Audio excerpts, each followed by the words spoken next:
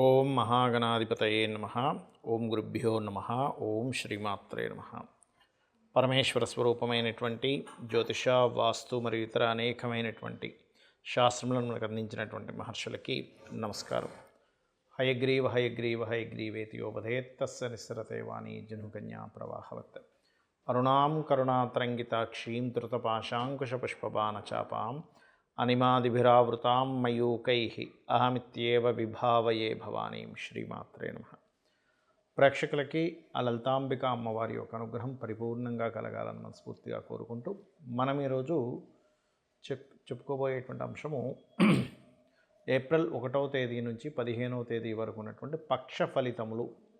ఈ యొక్క ఫలితాలు ఏ రకంగా వాటి యొక్క గ్రహాలు పూర్తిగా మనకి ఈ యొక్క పక్షంలో 12వ స్థానం న్యాచురల్ 12th హౌస్ అయినటువంటి మీనరాశిలో రవి, బుధ, శుక్ర, రాహు, శని కలిసి ఉన్నారు. 14వ తేదీ నుంచి దాదాపుగా మనకి రవి మారిపోతాడు.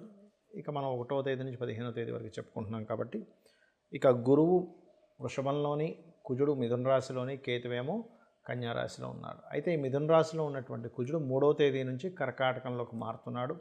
అదేవిధంగా మనకి వక్రగతిలో ఉన్నటువంటి శుక్రబుధులు 13కి శుక్రుడు వక్రగతి త్యాగము, 8వ తేదీకి బుధుడు వక్రత్యాగం జరుగుతుంది. ఈ యొక్క పక్షఫలాలని చెప్తుంది నేనైనప్పటికీ కూడా చెప్పిస్తుంది సాక్షాత్ లలితా అమ్మవారిగా భావిస్తూ ఎవరెవరికి ఎటువంటి ఫలితములు జరగనున్నాయి మరియు పరిహార మార్గాలు ఏమిటి అనేటువంటి విషయాలు మనం తెలుసుకుందాం. కుంభలగ్నము, కుంభరాశి. కుంభం వారికి కనుక చూసుకున్నట్లయితే ప్రత్యేకంగా ఇక్కడ 2వ స్థానంలో అధిక గ్రహాలు ఉన్నందుకు కాస్త ధన సంబంధించినటువంటి విషయాల్లో అనుకూలత అనేటువంటిది లభిస్తుంది. అంటే ధనపరంగా మీకు కలిగేటువంటి లాభాలు, ఫైనాన్షియల్గా కొంతవరకు ఇంప్రూవ్మెంట్స్ పెరగడము, కుటుంబ సభ్యుల్లో చిన్న చిన్న తారతమ్యాలు వచ్చినప్పటికీ కుటుంబ సభ్యుల ద్వారా కొంత సహకారం అందడం ఇటువంటివి గోచరిస్తున్నాయి. కాకపోతే 6వ స్థానంలో 3వ తేదీ నుంచి కుజుడు నీచ స్థానంలో ఉన్నందుకు ప్రత్యేకంగా మీరు ఇక్కడ ఉద్యోగము, రుణం ఇవ్వడము, కమ్యూనికేట్ చేసేటప్పుడు కొంత జాగ్రత్తగా ఉండాలి. అయితే ఈ యొక్క విషయాల్లో మరలా అంటే ఉద్యోగము, రుణ సంబంధించిన విషయాల్లో 1, 6, 7, 13, 14, 15వ తేదీ మధ్యాహ్నం ఈ రోజుల్లో మళ్ళీ బాగుంటుంది. ఎందుకంటే అక్కడ కుజుడికి 6వ స్థానంలో ఉండే కుజుడికి నీచభంగ రాజ్యోగం కలుగుతుంది, గోచారంలో నీచభంగ రాజ్యోగం. అలాగే కాస్త 2, 11, 2, 4 గ్రహాల యొక్క స్థితి 2, 4 కాంబినేషన్ ఎప్పుడైతే ఉందో ఇది కొంచెం కుంభం వారికి గమనించుకున్నట్లయితే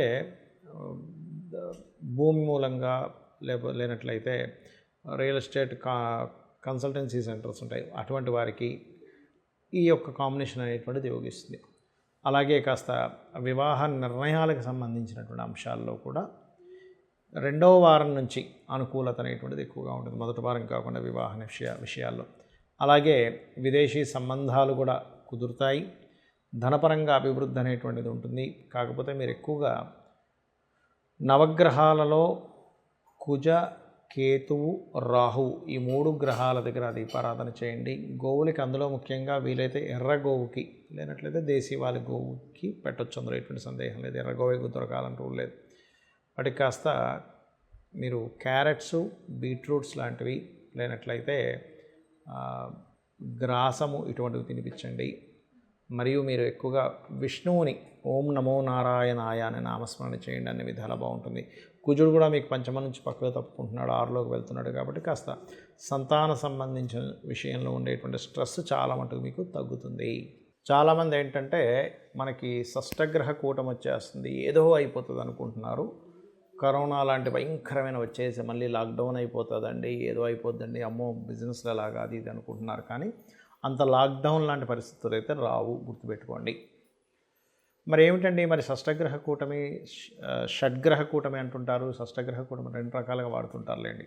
అయితే 6 గ్రహాలు కలయిక ఉంది కదా మీనరాశిలో అంటే ఒకటే గుర్తుపెట్టుకోండి, ఇది మంచి ఎండలు ఉండేటువంటి సమయంలో వర్షాలు పడడానికి, ఎందుకంటే జలరాశుల్లో ఎక్కువ గ్రహాలు ఉన్నాయి కాబట్టి వర్షాలు పడతాయి సడన్గా, మంచి ఎండలు కాస్తూ జల సంబంధించిన ప్రళయాలు వస్తాయి.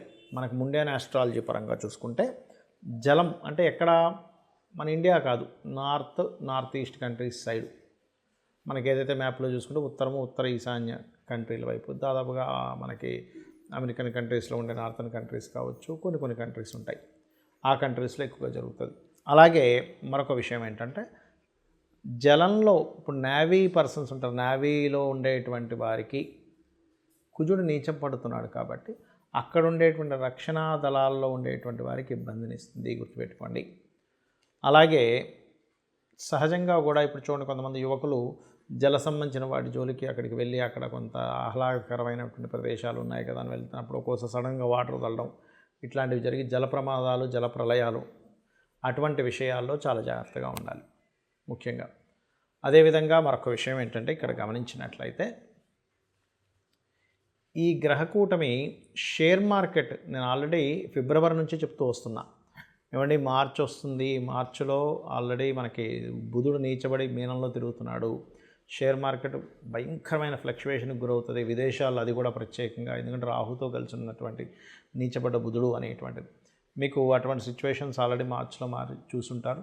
కాకపోతే నేను అనేది ఏంటంటే ఇక్కడ షేర్ మార్కెట్ విషయంలో ఈ శుక్రుడు బుధుడు ఇద్దరు వక్రత్యాగం అవుతారు. అంటే మనకి మార్చ్ 13వ తేదీ తర్వాత నుంచి షేర్ మార్కెట్లో ఒక మంచి ఇది కూడా కనబడుతుంది. ఇప్పుడు ఏదైతే మీకు డౌన్ఫాల్ అనేటువంటిది కనబడుతూ ఉంటుందో మనకి మార్చి మాసంలో, ఏప్రిల్ 13 తర్వాత నుంచి సడన్ రైజ్ కూడా కనబడుతుంది షేర్ మార్కెట్ రిలేటెడ్ సంబంధించిన విషయం. అంటే సడన్ అప్, సడన్ డౌన్స్ అనేటువంటివి ఈ షడ్గ్రహ కూటమి, ఈ 6 గ్రహాలు ఉన్నటువంటి గ్రహస్థితి ఇస్తుంది. అయితే ఇక్కడ మరొక విషయం ఏంటంటే గమనించుకున్నట్లయితే ఎవరైనా సరే ఇప్పుడు నాకు జాతకం లేదండి, మరి ఈ గ్రహస్థితి ఏం చేస్తుందో ఏంటో అని భయపడుతూ ఉంటారు. ఏమీ భయపడాల్సిన పని లేదు, అంత ఇబ్బంది ఏమీ లేదు. కాకపోతే అధిక గ్రహాలు ఒక రాశిలో ఉన్నందుకు మీకు ఆ రాశి మీద కొంత ప్రభావం ఉంటుంది. అంటే దానికి సంబంధించిన ఖర్చులు కానివ్వండి, మనం ఒక్కొక్క రాశికి చెప్పుకున్నాం కదా ఆ రకంగా. అదేవిధంగా దీని యొక్క ప్రభావం మన మీద అసలు పూర్తిగా ఉండకూడదు, ఏ జల ప్రదేశాలకు వెళ్ళినప్పుడు మనకి ఇబ్బంది కలగకూడదు అని అనుకుంటే కనుక కాస్త శివునికి అభిషేకము లేదా మీ ఇష్టదైవ ప్రార్థన చేసుకొని ఇంటి నుంచి బయటికి బయలుదేరడము, కాస్త జల సంబంధించిన వాటికి కాస్త దూరంగా ఉండడము మంచిది అనేటువంటిది చాలా స్పష్టంగా గోచరిస్తుంది. అలాగే మరొక విషయం ఏంటంటే గోవులకి క్యారెట్స్ మరియు గ్రాసము తినిపించడం అనేటువంటిది మంచిది ఈ గ్రహస్థితి వల్ల. అదేవిధంగా గోధుమ రవ్వ, బెల్లము ఇటువంటి పదార్థాలు కూడా గోవుకు తినిపిస్తే మంచిది. బెల్లము గోధుమ రవ్వతో చేసిన పదార్థాన్ని ఏదైనా ఆలయంలో ప్రసాదంగా ఇచ్చే 10 మందికి పంచితే కూడా దీని ప్రభావం తక్కువగా ఉంటుంది. ఎందుకంటే రవి, రాహు, శని ఈ 3 గ్రహాలు ప్రధానంగా కలయిక అంత మంచిది కాదు, అది కూడా జలరాశుల్లో. అంటే ప్రకృతి వైపరీత్యాలు, ప్రకృతిలో సడన్గా ఈ జల సంబంధమైనవి ఎక్కువ ఇవ్వడానికి ఛాన్సెస్ ఎక్కువగా ఉంటుంది. అయితే ఇక్కడ కాదు, కొన్ని సుడిగుండాలు లాంటివి రావడం జలాల్లో, ఎందుకంటే జలరాశిలో అధిక గ్రహాలు పడ్డాయి కాబట్టి. ఇది మనం ఆల్రెడీ 1 మంత్ బ్యాక్ నుంచే చెప్పుకుంటున్నాము. కాకపోతే ఈ యొక్క విషయాల్లో కొంత జాగ్రత్తగా ఉండండి. ఎందుకంటే మనం ఈ పక్ష ఫలితాల్లో 1 నుంచి 15వ తేదీ వరకు చెప్పుకుంటున్నాం కాబట్టి ఇక్కడ ఎక్కువగా ఈ గ్రహస్థితి అనేటువంటిది ఉంటుంది. 14వ తేదీ వరకు పంచగ్రహ కూటమి, 6 గ్రహాలు కలిసిన ఒకరోజే 6 గ్రహాలు కలుస్తాయి, మిగిలినంతా 5 గ్రహాలు కలిసి ఉంటాయి జలరాశుల్లో. కాబట్టి అందరూ కూడా లలితా సహస్రనామాల యొక్క శ్రవణము లేదా పఠనం చేసుకోవడం మంచిది. దాని ద్వారా అమ్మవారి అనుగ్రహం కలుగుతుంది. మీ అందరికీ అమ్మవారి అనుగ్రహం కలగాలని మనస్ఫూర్తిగా మరోసారి కోరుకుంటూ శ్రీమాత్రే నమః.